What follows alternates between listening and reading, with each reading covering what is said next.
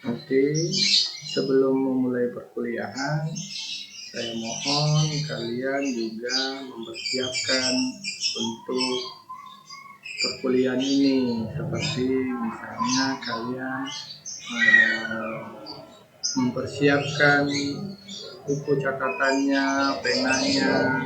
Artinya ketika kalian menurut kalian ini penting, ini segera dicatat, dan ketika kalian mencatat itu lebih memudahkan kalian mengingat ketika kalian hanya menonton video ini saja. Terus selanjutnya, walaupun kita melakukan perkuliahan dengan cara menonton video, saya harapkan kalian juga harus siap. Siap artinya pakaiannya juga sesuai dengan kita kuliah di Untri, misalnya menggunakan baju berkeras, pakai celana panjang. Bukan artinya dengan hanya menonton video ini kalian malah seenaknya sambil tidur-tiduran, sambil makan. Artinya ketika kalian memang fokus untuk menerima proses pembelajaran ini, energi positif yang ada di dalam tubuh kalian itu akan bekerja, sehingga nanti dalam proses pembelajaran ini juga akan lebih maksimal, ya. Oke, untuk pertemuan kali ini itu mengenai tiram budidaya, tiram mutiara.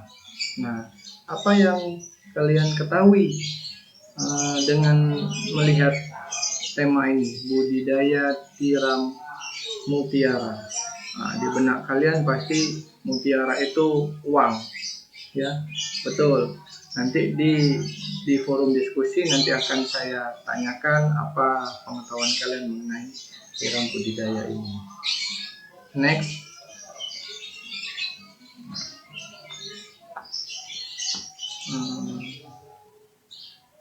Selanjutnya, nah, untuk perbandingan jenis, saya lanjutkan dulu. Nah, ini terbentuknya mutiara.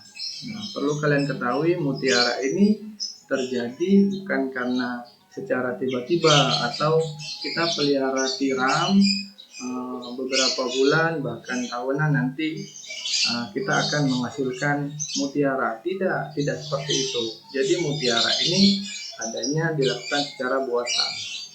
Nah, mutiara itu terbentuk akibat adanya iritan yang masuk ke dalam mantel kerang mutiara, organisme parasit yang dapat menembus kerang mutiara. Artinya seperti ini, ada proses operasi atau memasukkan bagian inti ke dalam gonadnya tiram mutiara ini. Nah, selanjutnya parasit menembus dinding kerang yang teriritasi, terus melindungi diri dengan cara melapisi bagian yang teriritasi. Proses pelapisan ini terjadi secara terus-menerus sampai terbentuk mutiara. Nah, artinya seperti ini. Ketika di bagian gonad tiram mutiara ini ada yang luka karena kita lakukan irisan, kita lakukan operasi, nanti di bagian gonad inilah dia akan melakukan seperti perbaikan dari dinding selnya ini tadi. Dan ini secara terus menerus, sama seperti halnya pada ikan, katakanlah ikan lele. Nah, ikan lele ini ketika dia badannya tergores atau luka, nah ini nanti badannya ini akan mengeluarkan banyak lendir. Lendir inilah yang akan menutupin dari luka dari bisa dari parasit ataupun bakteri. Nah, mutiara ini juga terbentuknya sama seperti itu. Artinya ketika dia di alam tidak dilakukan secara buatan untuk dioperasi ataupun memasukkan mantel kerang mutiaranya, otomatis mutiara itu tidak akan terbentuk di dalam tiram tadi. Nah, saya balik ke belakang. Ini adalah perbandingan jenis penghasil mutiara mulai dari ukuran, cangkang, sama nerves. Nah, ini mulai dari sifat-sifatnya. Seperti dewasa dia pada Pintada martensi itu bisa mencapai 4 in. Kalau Pintada margaritifera itu bisa mencapai 7 in. Sedangkan yang paling besar itu Pintada maxima, ini yang sering menjadi biota yang untuk penghasil mutiara, bisa mencapai 12 in. Nah, ini juga ada perbedaan mulai dari warna mutiaranya tadi, mulai dari abu-abu, kuning, coklat. Nanti kalian bisa melihat sendiri dari slide berikut ini. Next, selanjutnya kebiasaan hidup. Nah, tiram mutiara ini jenis Pintada sp itu banyak dijumpai di berbagai negara seperti Filipina, Thailand, Myanmar, Australia, bahkan di perairan Indonesia. Dan tiram ini lebih menyukai hidup di daerah batuan karang dengan kedalaman bisa mencapai 20 sampai 60 meter. Artinya dia memang hidupnya di perairan laut dalam. Terus selanjutnya, cara makan tiram itu menyerap air atau dia memanfaatkan plankton di sekitarnya yang masuk melalui insang hingga ke rongga mantan. Nah, makanya perlu diperhatikan ketika kita memilih lokasi budidaya itu, kualitas airnya juga kita harus perhatikan. Terus perkembangan dan pertumbuhan. Untuk pertumbuhan tiram mutiara bergantung pada kualitas di perairan, suhu, salinitas, serta makanan yang cukup. Selanjutnya, pertumbuhan tiram akan maksimal baik pada musim panas atau dia lebih suka dengan suhu yang tinggi. Selanjutnya, memiliki sistem reproduksi hemafrodit, protandi, dengan kecenderungan perbandingan jantan dan betina itu bisa mencapai 1:1. Nah, apa itu reproduksi hemafrodit? Mungkin kalian sudah paham ya semuanya. Terus selanjutnya, pemijahan terjadi saat adanya perubahan suhu yang ekstrim atau perubahan lingkungan secara tiba-tiba. Nah, untuk tiram mutiara ini dia melakukannya pemijahan itu dengan adanya kejut suhu yang ekstrim. Jadi kalau secara alami mungkin di perairan terjadinya fluktuasi suhu pada musim hujan atau musim kemarau, sehingga nanti ada sensor yang mengingatkan ketika suhu di perairan itu terlalu tinggi, ini saatnya si tiram ini akan melakukan pemijahan. Akan tetapi jika kita melakukannya secara buatan, artinya kita harus memanipulasi dari suhu tadi. Suhunya yang harus kita manipulasi. Katakanlah suhu normalnya dia berkisar 28 derajat Celcius. Nah, ketika kita akan melakukan pemijahan, bisa kita naikkan suhunya bisa mencapai 40 atau 38, sehingga dengan adanya kejut suhu yang ekstrim ini itu akan memacu agar si tiram mutiara ini untuk melakukan pemijahan. Nah, untuk selanjutnya ini pemilihan lokasi budidaya.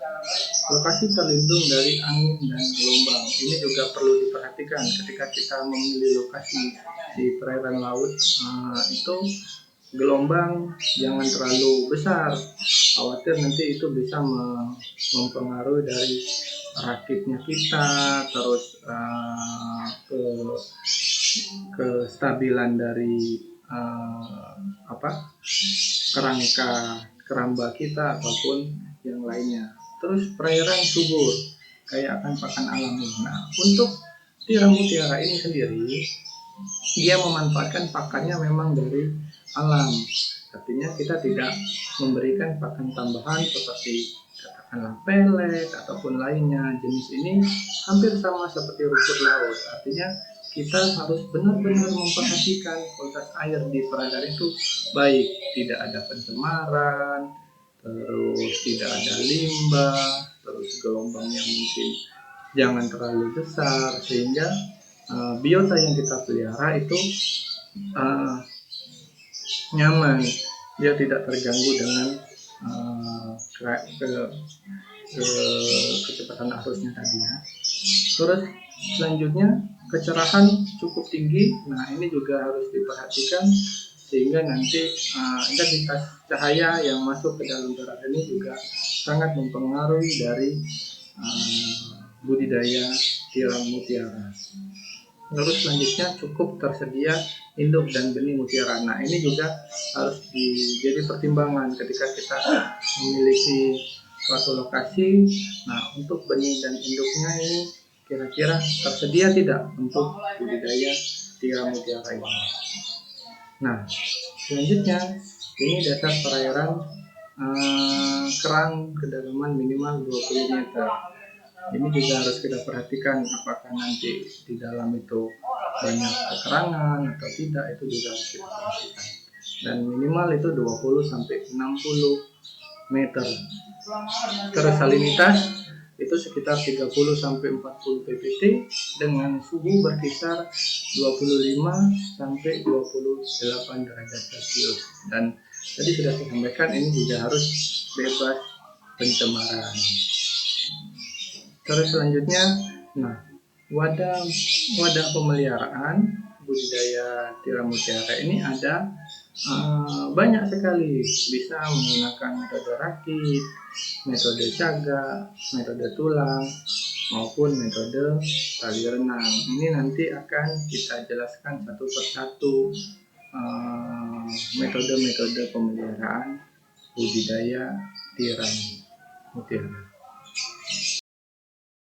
Oke, untuk metode rakit apung di sini itu biasanya digunakan untuk perairan yang kedalamannya 5 meter ke atas, artinya pada waktu air surut.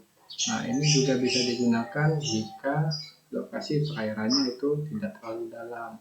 Kita bisa menggunakan metode rakit apung ini tadi.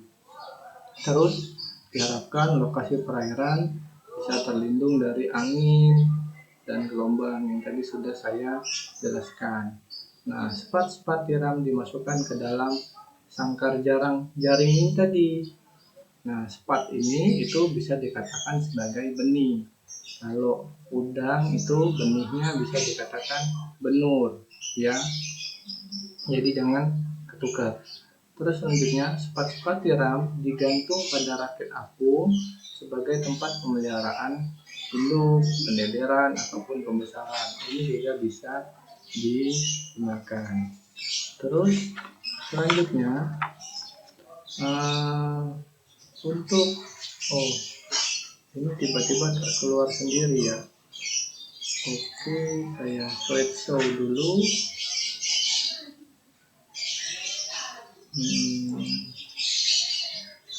Oke. Terus selanjutnya ini metode caga. Nah, metode caga ini masih masuk di dalam metode rakit tadi ya.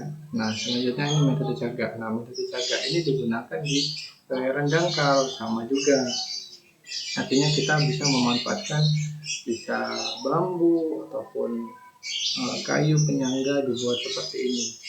Terus kayu-kayu tadi atau bambu tadi ditancapkan ke dasar perairan. Nah, ini juga digunakan bagi jika di perairan itu tidak terlalu dalam, artinya masih bisa menggunakan metode seperti ini.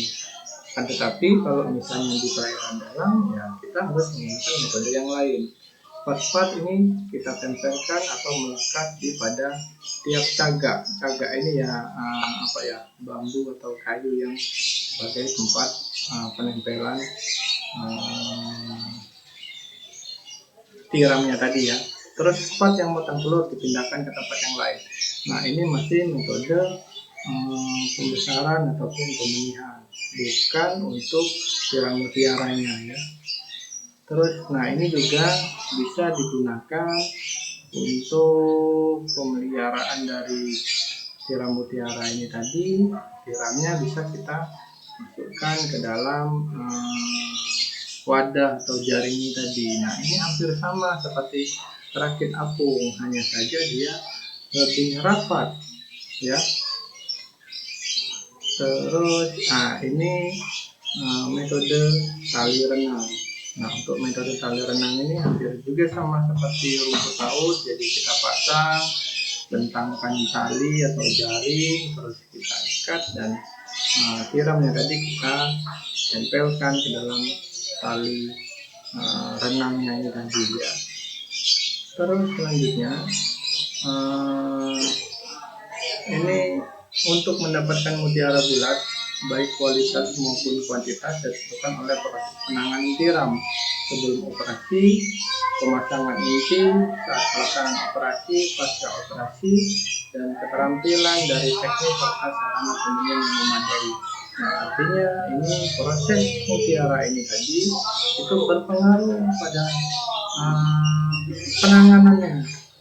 Itu ketika dia salah melakukan operasi juga bisa mempengaruhi kualitas mutiara ini tadi, bahkan bisa mengalami kematian terhadap tiramnya. Terus selanjutnya pemilihan spot tiram disesuaikan dengan kondisi premis kita ini sampaikan. Terus untuk ukuran spot yang masih kecil itu bisa mencapai 5 cm, bisa menggunakan kedalaman 2 sampai 3 meter. Atau kalau misalnya kita menggunakan tiram ukuran 5 cm itu kedalamannya bisa mencapai 4 meter. Oke, selanjutnya ini proses penanaman inti. Proses penanaman inti ini kita lakukan operasi terhadap tiram mutiaranya tadi.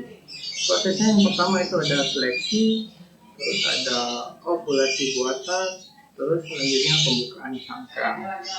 Nah, untuk seleksi ini seleksi bibit benih tiram mutiara yang telah terkumpul dari hasil seleksi untuk dioperasi harus dipelihara dalam rakit pemeliharaan khusus supaya memudahkan dalam penanganan saat operasi saat berlangsung. Jadi mutiara yang siap dioperasi adalah ukuran 2-3 tahun. Jika benih itu dapat dari hasil budidaya, minimal ukurannya di atas 15 cm. Nah, di sini seperti ini yang saya jelaskan. Untuk budidaya tiram mutiara ini itu harus menggunakan ukuran yang besar. Artinya ada proses pembibitan itu atau pembenihan itu setelah melalui bisa mengambil dari benih atau proses pembenihan secara langsung. Nah, ini budidaya ini lebih ke memanfaatkan mutiaranya, bukan untuk pengembangan untuk dibesarkan terus kita manfaatkan dagingnya. Itu tidak, kita lebih untuk memaksimalkan mutiara ini tadi. Terus selanjutnya ovulasi buatan itu bertujuan agar pada saat operasi tiram mutiara tidak sedang dalam keadaan matang telur, karena tiram yang matang telur jaringan tubuhnya sangat peka terhadap rangsangan dari luar sehingga inti yang dipasang akan dimuntahkan. Nah, artinya ketika kita memilih atau seleksi tadi kita harus melihat dulu si tiram ini apakah sedang bertelur atau ada telurnya atau lagi TKG-nya itu seperti apa. Jadi artinya memang yang kita pilih itu memang rentan ya. Rentan itu artinya ukurannya itu yang memang pas dan dia tidak sedang melakukan pengeraman telur atau matang telur.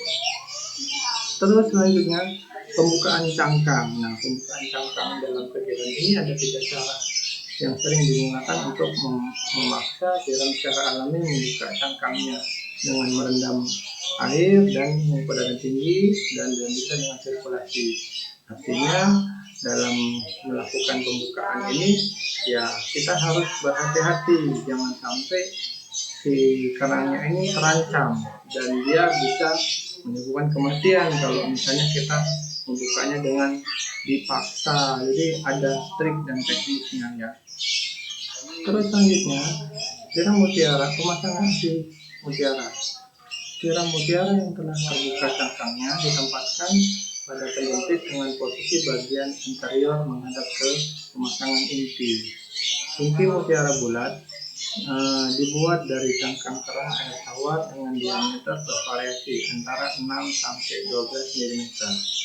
Setelah posisi organ bagian dalam terlihat jelas, dibuat sayatan melalui dari pangkal kaki hingga menuju gonat. Nah, ini yang dilukai atau dilakukan operasi itu bagian gonatnya.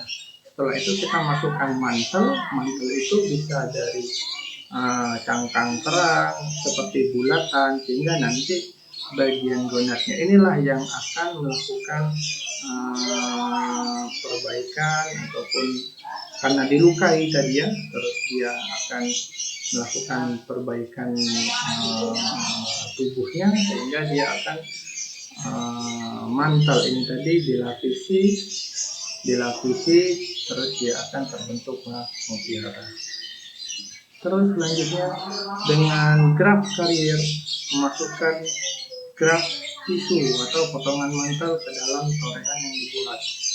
Memasukkan inti dengan nucleus carrier secara hati-hati sejalur dengan memasukkan mantel. Penempatannya juga harus bersinggungan dengan mantel. Pemasangan inti selesai, tiram mutiara dipelihara dalam keranjang pemeliharaan. Nah, ini juga harus kalian perhatikan dalam melakukan operasi ini. Terus pemeliharaan tiram mutiara yang dipasang inti mutiara bulat perlu dilakukan pengaturan posisi pada waktu awal pemeliharaan agar inti tidak dimuntahkan keluar. Di samping itu, tempat dimasukkan inti pada saat operasi harus tepat berada di bagian atas. Selanjutnya, pemeriksaan inti dengan sinar X dilakukan setelah tiram mutiara dipelihara selama 2-3 bulan dengan maksud untuk mengetahui apabila inti yang dipasang dimuntahkan atau tetap pada tempatnya. Artinya ketika dilakukan operasi itu kita cek apakah si tiramnya ini menerima atau dikeluarkan lagi. Ya, terus selanjutnya pembersihan cangkang tiram mutiara dan keranjang pemeliharaannya harus dilakukan secara berkala tergantung dari kecepatan atau kelimpahan organisme yang menempel. Nah, artinya ini harus dilakukan perawatan, misalnya ada pembersihan cangkangnya, sehingga nanti ini akan mempengaruhi kualitas kerang kalau misalnya terlalu banyak yang menempel atau mengganggu di tiram tersebut. Nah, selanjutnya pakan. Nah, untuk pakan sendiri, tiram mutiara ini mengkonsumsi pakan alami berupa plankton yang ada di perairan tersebut, sehingga selama pemeliharaan tidak diberi pakan tambahan. Untuk itu, perairan yang dibeli hendaklah memiliki kesuburan tinggi agar tiram tidak kekurangan makanan. Artinya sebelum kita melakukan budidaya ini, kita harus cek survei lokasinya dulu seperti apa. Ya, terus selanjutnya perawatan. Tiram mutiara yang dipasang inti mutiara perlu dilakukan pengaturan posisi pada awal pemeliharaan agar inti tidak dimuntahkan keluar. Ini juga sudah tadi saya jelaskan.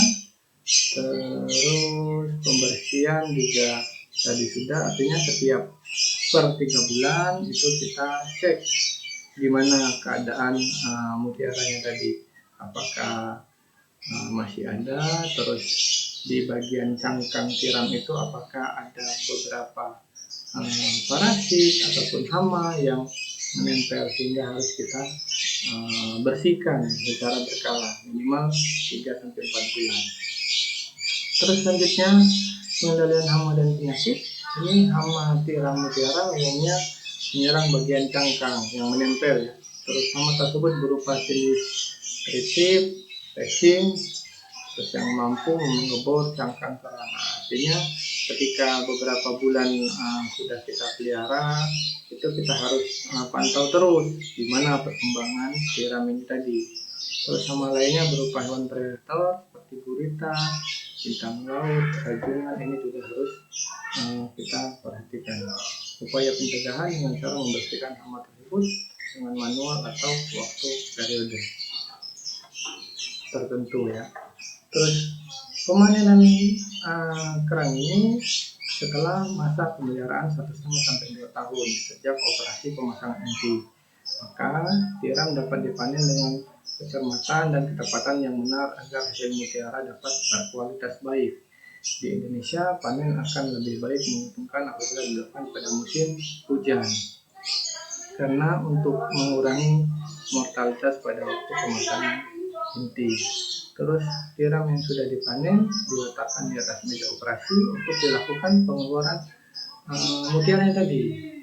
Kemudian bagian mantel dan insang yang menutupi donat disisihkan sehingga mutiara akan kelihatan dan tampak menonjol dengan sedikit bercahaya.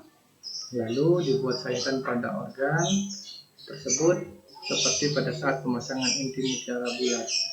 Maka mutiara dengan mudah dapat keluarkan dari donat. Artinya proses mulai dari operasi ataupun pemanenan ini hampir sama, dilakukan secara hati-hati dengan teknik yang mumpuni ya. Terus, selanjutnya nanti kita arahkan untuk diskusi pada e-learning. Untuk materi cukup sekian, saya arahkan ke diskusi di e-learning.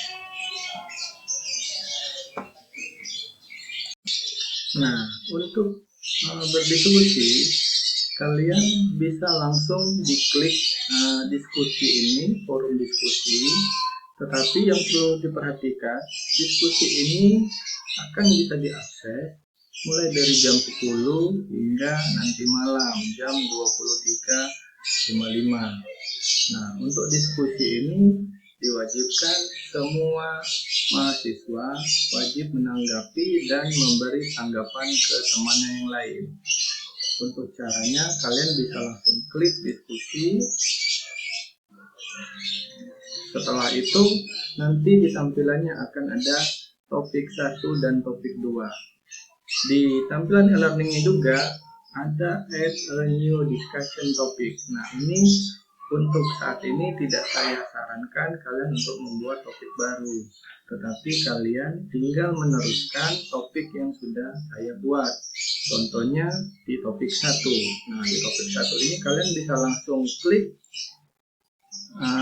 Selanjutnya akan ada pertanyaan yang sudah saya tampilkan di sana, seperti setelah melihat video pembelajaran budidaya tiara mutiara, apa yang Anda ketahui seputar tiara mutiara. Kalian bisa langsung memberi komentar atau tanggapan dengan cara reply dan terus menanggapi dari diskusi kita ini. Nanti saya juga akan ikut bergabung dalam diskusi ini. Untuk diskusi kira-kira sekitar jam 11 hingga jam 11.40. Akan tetapi jam 11.40 itu batasan kita dalam melakukan perkuliahan. Untuk diskusi secara rincinya kita bisa laksanakan hingga jam 11.55. Artinya kalian tidak harus dari jam 11.40 hingga jam 11.55 malam itu harus dipantengin e-learningnya. Artinya ketika nanti ada yang menanggapi, kalian bisa balas. Dan ini diskusinya kita hitung 1 hari. Setelah itu ketika sudah menyelesaikan di topik 1, kalian bisa balik lagi ke e-learning terus menyelesaikan untuk topik selanjutnya. Di sini sudah saya siapkan ada 2 topik. Masuk lagi ke diskusi. Terus di sini ada topik 2. Topik 2 kalian klik lagi dan caranya sama. Tinggal kalian tanggapi apa yang menurut kalian dari pertanyaan saya ini. Mungkin itu saja perkuliahan kita hari ini.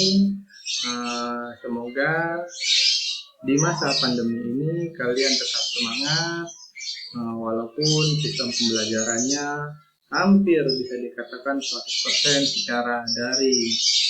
Tetapi saya yakin kalian juga sudah sebagai mahasiswa harus tetap aktif.